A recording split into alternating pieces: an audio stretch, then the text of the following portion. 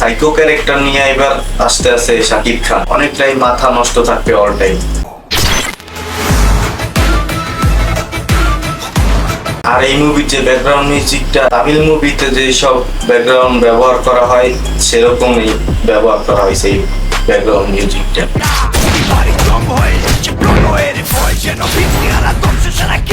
Are fighting এর কথা তো কিছু বলারই নেই, শাকিব খানের ছবি যেহেতু অবশ্যই ফাইট আছে করা।